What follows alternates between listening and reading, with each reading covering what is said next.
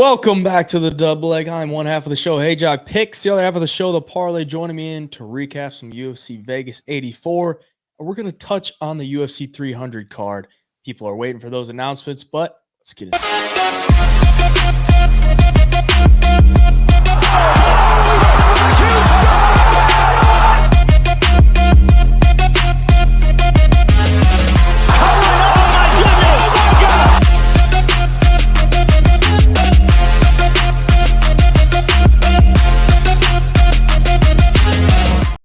So we had 11 fights in total. The co-main event, Manel Kape and Mateusz Nicolau, got canceled because Manel Kape couldn't make weight, which I guess we can talk about after we recap it. But main event, Magomed Ankalev knocking out Johnny Walker, and probably going to get the next title shot. We'll talk about that as well. Jay Miller getting a dub.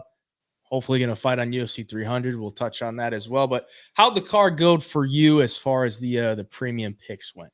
Yeah, the premium plays, I was up 2.05 units on the night. So close to being up, 7, 8, or 9 units with a couple of props that didn't hit, but were super close. For the most part, though, my straight bets, I think I was 4-2 on those. Hit some really good 4-unit bets, some 2-unit bets, hit a parlay. So overall, it wasn't a bad way to start the year. Made some really good reads. The only read that I didn't make correctly was Phil Hawes, and I was just taking a chance thinking that maybe he was too good of a fighter for Bruno, but that chin is just non-existent. So what can you do? Yeah, not a good card for me. I went down 7 units, really put my card in the hands of Ricky Simone, and he let me down big time. But that's the fight game. I mean, this is a thing that we do the entire year. So one bad week, it's not going to hurt when you look at the bigger picture of the full year. Not the way you want to start 2024, but either way, we got a card this week and we can make it back pretty easily. Shout out to the other boys. Ding went up 5 units, I believe, a little over 5 units on the card, and Dodger went up a little over 7 units. So they had a good card. Overall, the premium members got a winning week out of the 4 of us. So shout out to them for picking me up. Shout out to you for picking me up as well. And yeah, if you want the premium membership, the link is in the description. Hop in there. We got 4 cappers in there. We're giving you all types of value. So $39.99 for the whole 30 days, recurring monthly membership. You're going to get the value 100%. Ding's dropping daily plays in there, Dodger as well. So shout out to them. Let's get into the recap for UFC Vegas 84. We'll start with the main event, Ankalaev knockout round 2, and just over the 1.5 mark, which I believe we were both on. And that was kind of a sweat because it was looking like Johnny Walker would eventually get clipped. And luckily for us, he got clipped just after that. So we cashed that one. But Ankalaev with the nasty right hand just caught Johnny Walker in between and in a really bad spot, hit him with a good right hand and followed it up with a vicious one shot. And when it first happened, I was like, one shot follow-up? I feel like he could have, maybe recovered from that. But then you rewatch it, and dude, he got his nose bashed in. Yeah. That was a good stoppage. But what'd you think of it? Yeah, no, I thought Johnny looked decent in the first round, which he always does. Johnny always comes out, willing to fight in that first. But, man, the productivity and the pace and the volume just dropped off a cliff in that second round. He wasn't throwing. He was just circling. Like, that's all he was doing. And, Magomed took his time in the first round, but once he kind of, sensed that Johnny was slowing down, maybe a little bit tired, he turned it up in the second. He was throwing with some heat, and he caught him right on the temple. And that, yeah, like you said, that follow-up shot, maybe I don't know anybody actually that could survive that thing. I mean, it hit him flush in the nose. And Johnny felt it. Like, Johnny grabbed his face and went straight down, face first to protect himself from there. And it was pretty nasty. It reminded me a lot of the Jamal Hill knockout that Johnny Walker took, like almost identical. Falls back into the cage, one big right hand follow-up, and he's done for. So that's a rough one there. But I think Ankalaev, you probably got a top title shot next because it's not a deep division at 205. Outside the top 5, the rankings, it's kind of anyone's ball game. And with a win like that, main event win, not many people waiting to fight Pereira right now outside of Jamal Hill. And if Izzy were to ever want to come up to 205, so I think Ankalaev is knocking on the door. Yeah, I mean, there's really nobody else that's really ready at this point, and it sounds like Ankalaev's ready or should be ready within like a pretty short turnaround. So it just makes sense. I think Ankalaev, Pereira, maybe. I mean, it could eventually headline UFC 300, Yeah. but I don't think that'd be like the greatest UFC 300 headliner. But I mean, we're not really looking like we're gonna get something crazy for UFC 300 as the main event. That would be a decent one. Um, but yeah, I mean, Pereira, you want to put him against Hill, but he'd have to wait a good amount of time. Right. I think Ankalaev probably deserves the shot at this point. I mean, you get a statement win like that against Walker. I think it makes sense that you throw him in against there against Pereira. And I mean, I expected Ankalaev to at least look for some takedowns in this fight. Didn't even like care to. It didn't really cross his mind whatsoever. And then he goes ahead and says he's going to stand with Alex Pereira once they fight, not even going to go for a takedown. You buying that or not? Because I mean, everyone says that, but whenever they get in the cage, I mean, Jan, Yuri, even Izzy, they're like going for takedowns. So I don't know. Do you buy that, or do you think he's just trying to butter him up to take the fight? Yeah, no, I don't really buy it. I think what happens in those situations, like with Ankalaev, he just came off a massive knockout in a main event, and he's high on confidence, he's high on adrenaline, and shit like that just comes out of your mouth. You're bulletproof. You think you can beat everybody, and so he says something like that. But at the end of the day, I think Magomed feels 2 or 3 of those leg kicks and says, fuck this, I'm taking this to the ground. Because he does get his leg chewed up in fights. Johnny Walker was landing some good leg kicks on him. We saw Jan Blachowicz drop him and wobble him with so many leg kicks. I mean, Alex Pereira has the leg kick patent. So I don't know who else besides Pereira. I think he comes in there and chops him down, and that's going to make Magomed think that it's time to do some wrestling. And really, if you're fighting for the title and you have that path to victory or you have that upper hand, I mean, why wouldn't you put your pride aside and do what you're best at? I mean, I know he's not like this guy that comes in and always looks to immediately shoot takedowns, and he's got good stand up and he's obviously got a lot of power, but you're fighting the best to do it standing. So yeah, I think he's got to go to the wrestling if he wants a chance. Yeah, I'd give him the benefit of the doubt, being that he's not going in there shoot double legs like off the rip in really any of his fights. He usually goes out there, tries to strike with people, but then in the Blachowicz fight, he was getting his leg just destroyed by round 3. And then rounds 4 and 5, he was on top of him for most of the fight. So Right.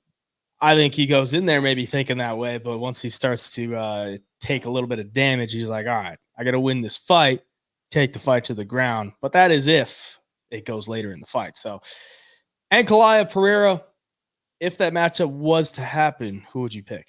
I'm going Alex all the way. Just because, people are going to talk about the wrestling disadvantage that Alex has and on and on and on. But dude, we've heard that every single Alex Pereira fight, every single one. Jan Blachowicz, look what happened. Yeah, he got a takedown, but Alex survived with his defense, worked back to his feet, and just put the pace on him and beat him. Even with Yuri, people said that Yuri was probably going to try to grapple a little bit. Yuri talked about it. No, it didn't work. And he got KO'd, TKO'd, whatever you want to call that one himself. And, Ankalaev might get some takedowns early, but again, Alex just has the ability to eat that front leg up, which makes it really tough for these guys to plant and make some switch stances and get out of their groove and uncomfortable.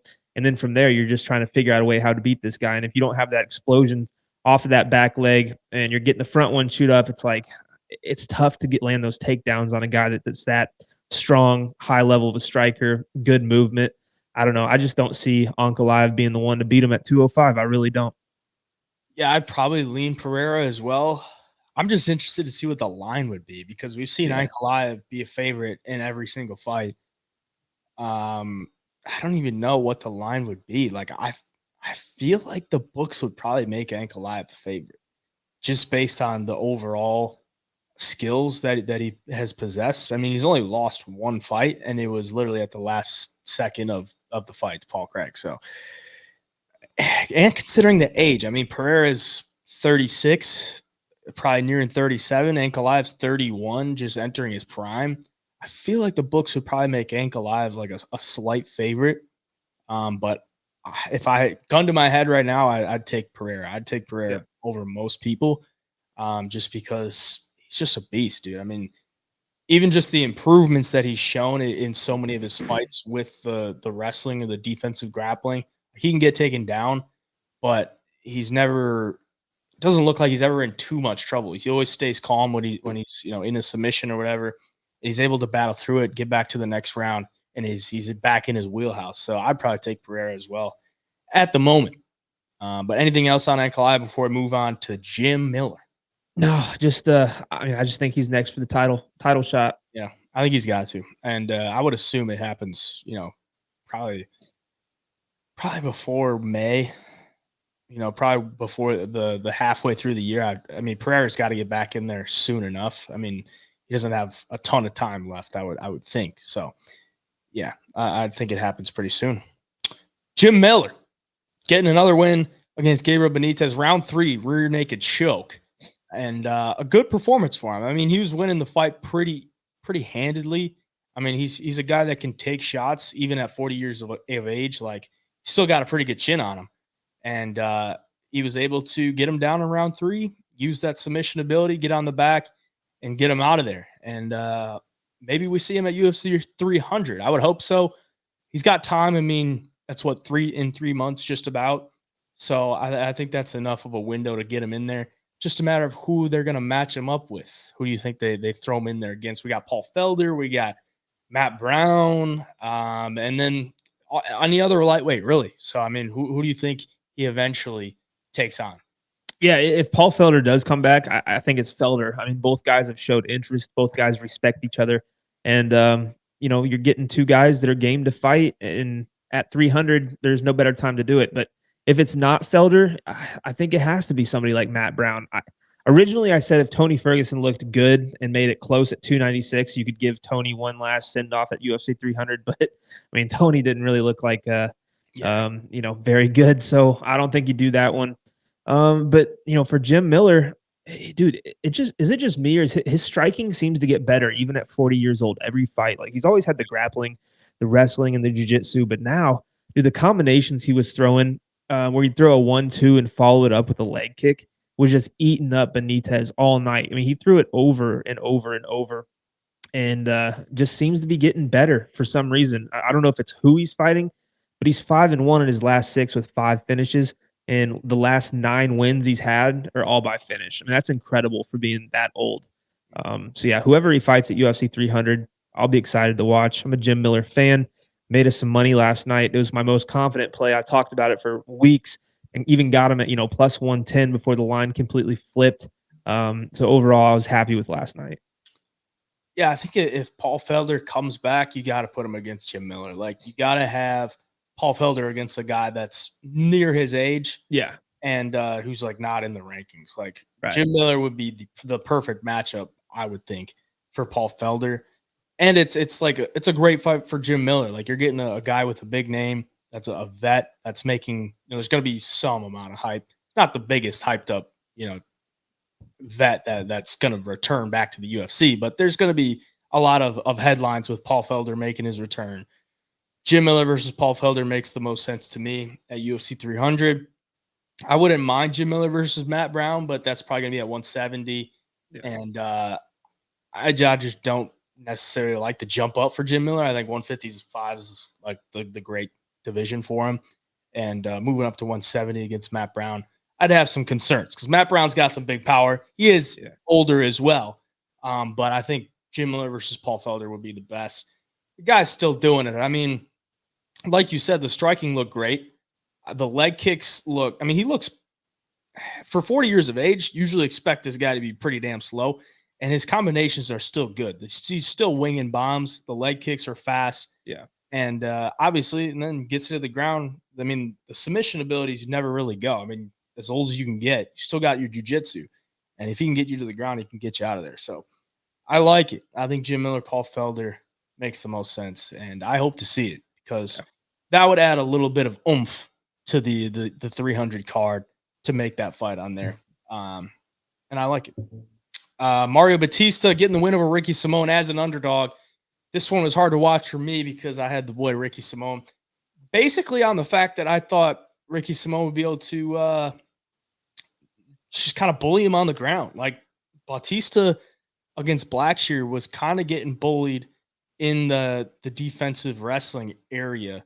And I thought Ricky Simone would be able to shoot or just get him down to the ground, have good top pressure, but Batista was having none of it. Like even the takedown entries he had were pretty deep. Bautista was able to defend him. And then once he got him to the ground, Batista was able to get up pretty fast. Like it was really impressive from Mario. And the cardio looked great. Later in the fight, just round 3, just piecing him up with the boxing. Looked really nice. So I think you got to give him a step up in the rankings as well. I was looking at the rankings today. I think Rob Font's probably a good matchup for him. What do you think about that one?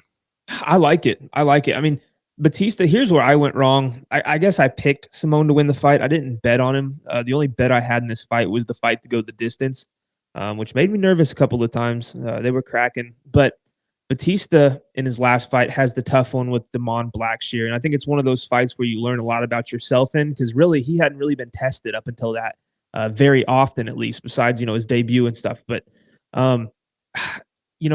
when he went in there against Simone and he defended the takedowns well for the most part, on the feet, I think we all knew he'd probably have the speed advantage and the technical advantage.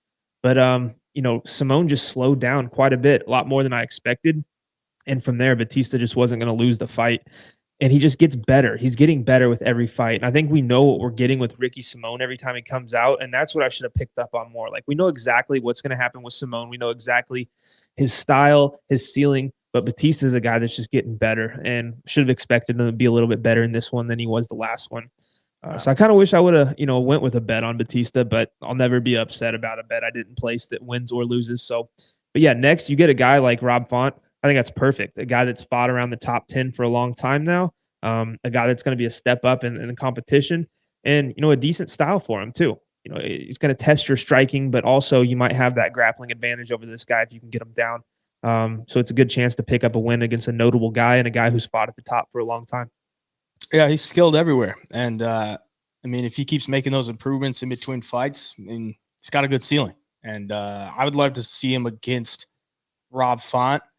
I would think Batista would probably look for some offensive grappling himself. Yeah. And I think he could probably have some success. But if you're just looking at ranked guys, in the top 10, like Rob Font's coming off a loss, I think it makes sense. And eventually I think it could happen. I mean, a lot of these fights that I put together, eventually it seems like they end up happening. So yeah. We'll see.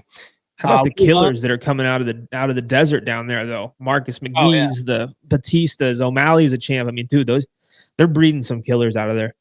Yeah, no, it's a good camp. And Marcus McGee on this card as well looked really good. Oh yeah. We could touch on him later, but let's hop into Phil Hawes getting knocked out again against Bruno Ferreira. We were both on Hawes for the fact that we thought he'd be the better all-around fighter, but it doesn't matter if you're the better overall fighter when you got no chin. And you give him the benefit of the doubt, but at this point, it's like you just can't. Like he gets hit once, and he's kind of a deer in the headlights. Nothing really works in his brain after that, which is kind of a bad sign, but at some point might be time to hang him up. Yeah. What do you think? Yeah, no, I mean, when you're getting knocked out, and we talked about it before, like it's not the TKOs, it's not a ground and pound finish. Like he's going lights out every single time, head bouncing off the canvas. When you take too many of those in a row, like it has to make you contemplate if you want to keep doing this, if you should keep doing this, and what it's really worth anymore. Because I don't think Phil Hawes is probably out there, making this massive bag every time he steps into the octagon. So at some point, it's like you gotta really sit down and think, because he's taken so much damage, like to the point. I don't know if that chin ever comes back a little bit or not, because it seems like it's first round every time he gets touched by a decent shot, he's going down, and that's just not a good sign, especially when you're in a bigger weight division like that, where guys, most of the time can crack. And Bruno Ferreira is no exception. That dude hits really hard, and he got the worst of it yesterday. Yeah, and it's like when Hawes gets knocked out, he's going out cold. Like there's no TKOs. Like he's getting put out. He's getting put out to a deep slumber. So not a good sign. I don't know where he's at on his contract, but it's three losses in a row. So I would assume it's probably nearing the end of something. maybe they give him one more. But yeah, it's got to be probably a lower level competition if they give him another one. So we could skim over some of the rest of these fights. The winners, Waldo getting a win over Arlovsky. That fight was just terrible. Cortez looked just abysmal, really, against the guy he should easily put out. Preston Parsons picked up a good win. Marcus McGee with the heavy hands. We could touch on him real quick here because it was a great performance. The guy's boxing. I mean, he hits hard. Like when he hits you, you feel it. And it seems like he could take a punch too. I mean, he's not afraid to stand in there and take one. So, got anything on Marcus McGee? Otherwise, we can skim over the rest of them. Yeah, he fights like a guy that should gas out after the first round. Like he just comes out hot. He's explosive, throws everything into those hooks. And like you said, he's got a chin too, because take nothing away from Gaston Bolaños. He was cracking too. Like in some of those firefights and those exchanges, I was a little bit nervous on my McGee bet that didn't hit anyways. I had second or third round sub, but yeah, McGee, the cardio seems really, really good. And when you mix that in with his power, you mix that in with his grappling abilities and wrestling, I think he's going to be a real problem. I can't wait to see him fight some guys who have a lot of experience in the UFC and some guys who are, up closer to the rankings, because he's going to be in some wars. I have a feeling, like I said, the chin, the power. If you can't take a punch, Marcus McGee is not the guy you should fight, because this dude is accurate as well. I mean, the combination that finally dropped Bolaños before getting the standing TKO was disgusting. The kick right into the right hand, caught him clean, face plant. Marcus thought the fight was over right there, but the ref let him up, and maybe he shouldn't have. Yeah, I don't think he should have, but just gave him some more damage because the end was near. Bashrat picking up another good win to stay undefeated. John Silva, easy knockout over Wesley Wilson. And then Nicholas Mata, underdog cash with the round one knockout over Tom Nolan.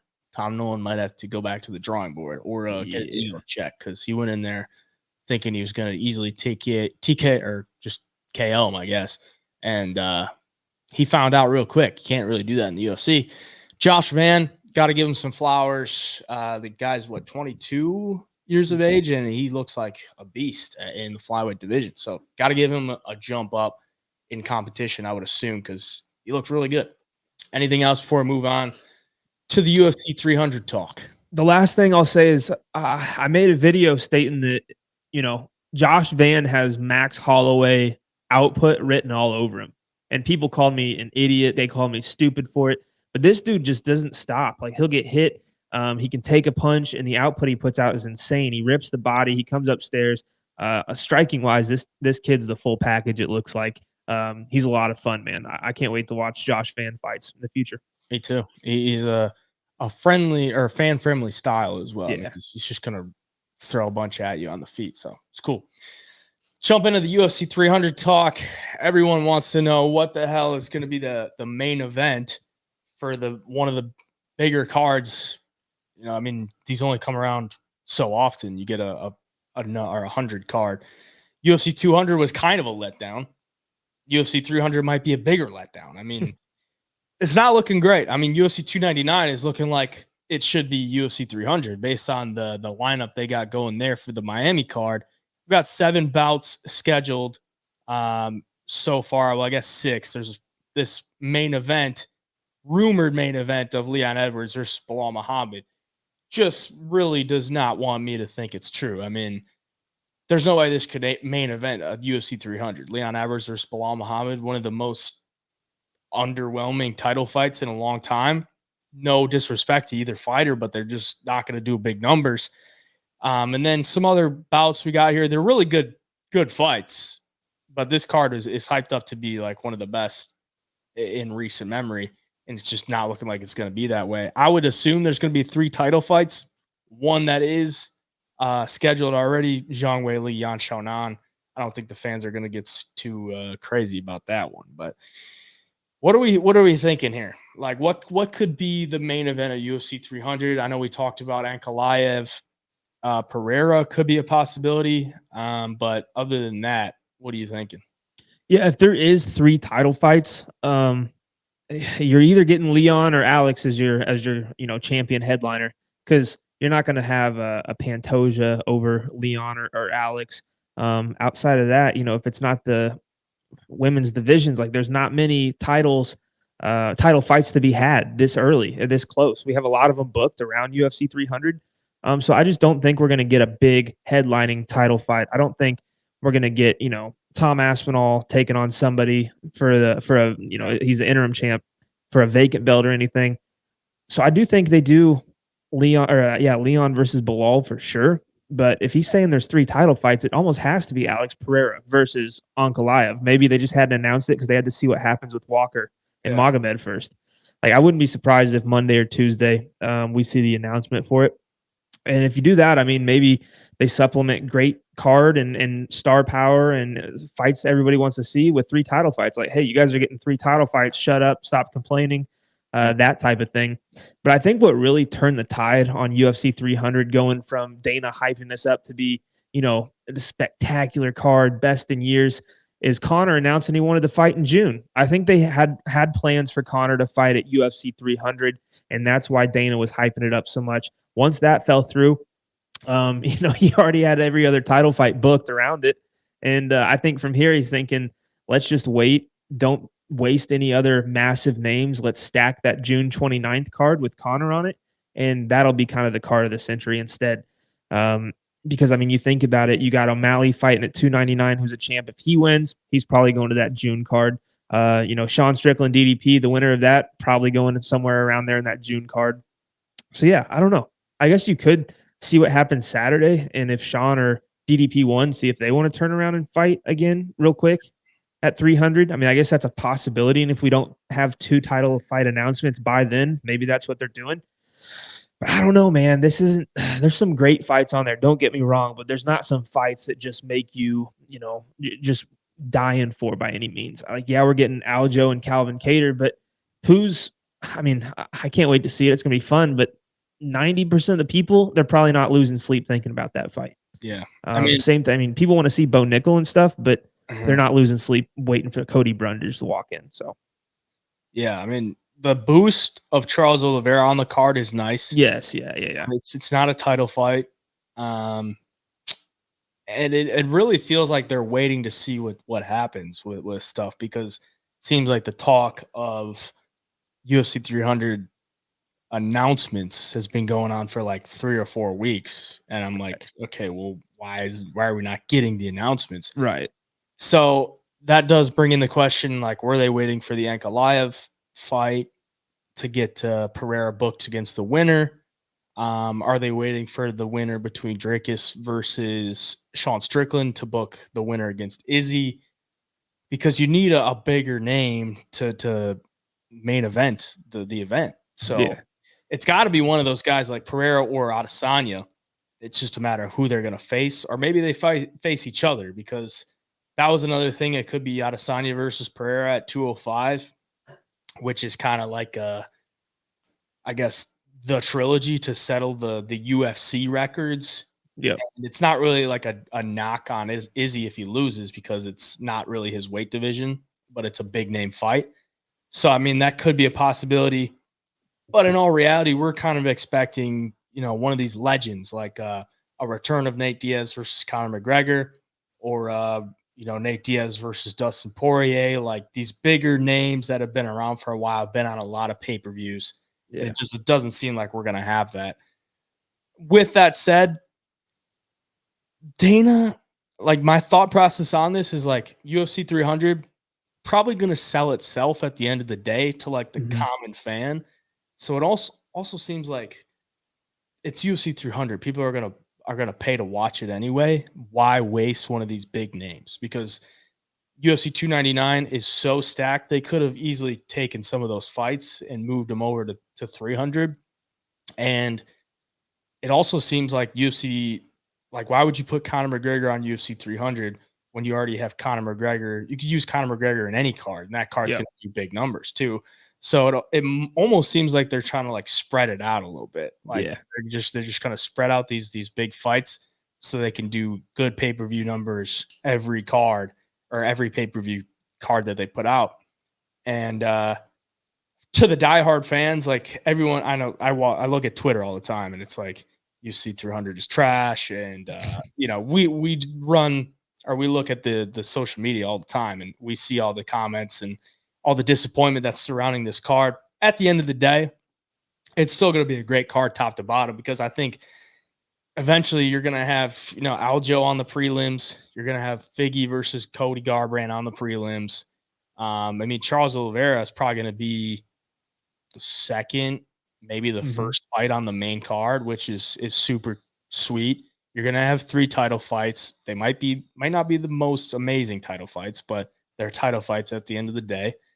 And it'll sell itself at the end of the day. So those are my thoughts. If I had to make an absolute prediction right now, I think they're waiting to see the winner between Sean and Dricus to put him against Izzy.